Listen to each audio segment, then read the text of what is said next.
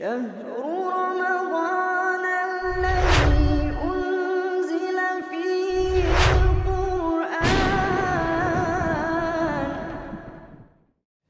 Assalamualaikum warahmatullahi wabarakatuh. Alhamdulillahilladzi ja'ala al-ilma miftah an-najah, wassalatu wassalamu ala nabiyyina Muhammadin wa ala alihi wa ashabihi ajma'in. Asyhadu an la ilaha illallah rabbul alamin wa asyhadu anna Muhammadan Rasulullah wa khatamun nabiyyin, amma ba'du. Kaum muslimin yang semoga dirahmati oleh Allah Subhanahu wa taala. Apapun yang dikerjakan oleh seorang hamba, apapun yang dia cita-citakan, hendaknya didasari atas dasar ilmu. Kita ingin dunia, harus memiliki ilmu. Begitu pula dengan akhirat. Contohnya, banyak dari kaum muslimin ketika hendak melaksanakan manasik haji atau umroh, para jamaah secara bertubi-tubi mengajukan banyak pertanyaan kepada pembimbing mereka.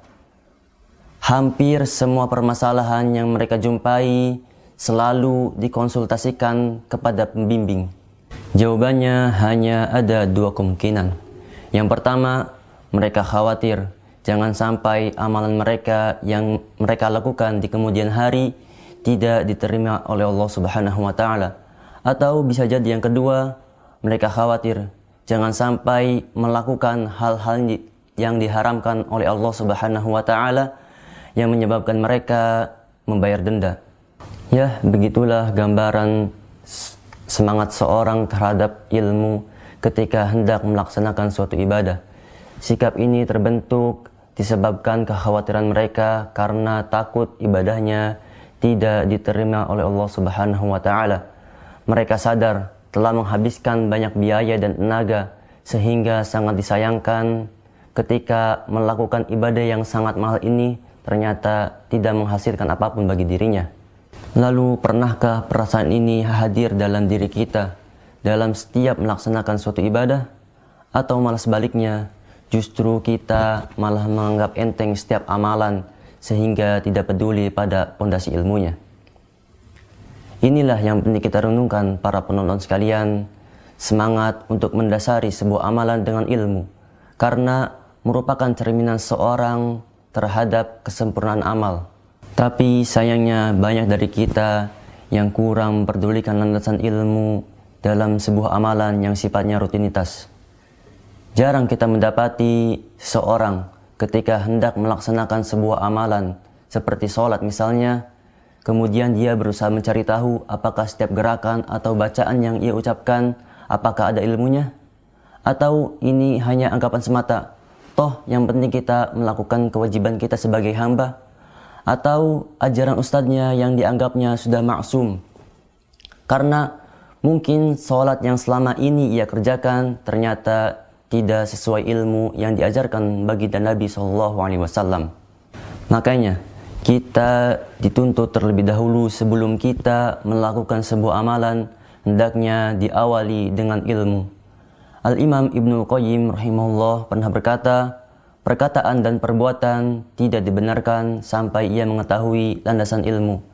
Bahkan baginda Nabi SAW pernah bersabda, barang siapa yang beramal tanpa ada landasan ilmu dari kita, maka amalan tersebut tertolak. Hadis riwayat Muslim. Dari sini kita bisa mengambil pelajaran bahwa siapapun yang ingin menggapai sesuatu hendaknya didasari atas dasar ilmu, bahkan dunia sekalipun. Misalnya, jika kita ingin menjadi seorang pilot, kita harus belajar ilmu aeronautik terlebih dahulu. Begitu pula seorang dokter tidak bisa mengobati pasien sembarangan. Ia harus mendasarinya dengan ilmu. Jika ia nekat, maka bisa berujung kematian pada pasien. Begitu pula halnya dengan seorang muslim dalam beramal dan bertindak. Harus mendasari segalanya dengan ilmu, bukan hanya dengan niatan baik saja. Toh yang penting kita udah berbuat baik kok, toh yang penting niat kita baik kok, dan seterusnya. Karena sebuah amalan dan tindakan harus didasari dengan ilmu.